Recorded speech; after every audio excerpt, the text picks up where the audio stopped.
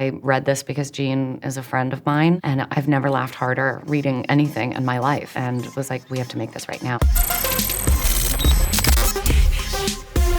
I'm an Uber driver, and I don't have a car. Come on up.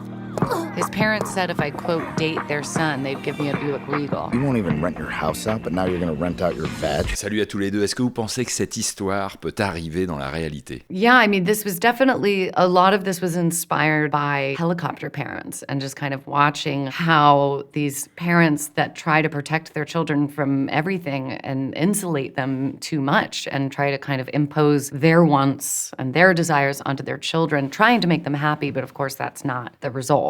Jean, the director, and I, we went out to dinner 5 years ago just as friends, and he showed me this was a real Craigslist ad, and we just laughed at the kind of parent that would post something like that, but also the kind of person that would respond to the ad. Et Andrew, les jolies filles comme Jennifer, elles vous impressionnent dans la vie? No, not really. Yeah, it doesn't do anything for me. Oh. No, yes, of course. I mean, this experience was daunting to know that my face was going to be next to hers in so much, but very quickly we just became such close friends that it wasn't. Yeah, that it would be weird to kiss, but then we'd kiss. We did it so early on too. Like, Yeah. It was like, this is what this is. Jennifer, avant de devenir célèbre, ça vous arrivait comme ça d'impressionner des mecs? I think I was so odd that maybe they would be like, oh, she seems pretty, but then as soon as they started talking to me, I'm like, you know, and I drew them in, I didn't catch them. I didn't pull up their hooks. Comment ont évolué vos personnages? As he grows up, he will come to be defined by his passion and empathy and the way that he wants to connect and care about other people. But I think, like many people of his generation, of my generation, it's increasingly harder and harder to really make that connection. And I think he's very afraid of the world and afraid to be seen. He changed her life and made her want something that she didn't know that she wanted or even that she thought was possible, which was just, you know, a connection with somebody. And even though it wasn't maybe necessarily with him, she ended up having feelings for him that she never expected. La scène de nu, c'était le moment le plus difficile du tournage. We were naked for a lot of the movie. Yes. And that was not at all the hardest thing, actually. No. It was totally pretty normal and like funny, and it sort of was what it was. Honestly, not laughing was the challenge. That was like That was the biggest challenge of the challenge, movie, yeah. was to not laugh through every single line that we had. And Jean, our director, would throw us new ones constantly. And then that would make it worse. That would make it 100 times worse constantly. And I still crack up at the movie, especially because we did so many different versions of it from all the versions that Jean threw at us. So to see the movie now, it's like I'm hearing it all for the first time. But we had so much fun, and oftentimes too much fun. And hitting my mark on rollerblades. Yeah, the rollerblading for you, I was never there for any of that.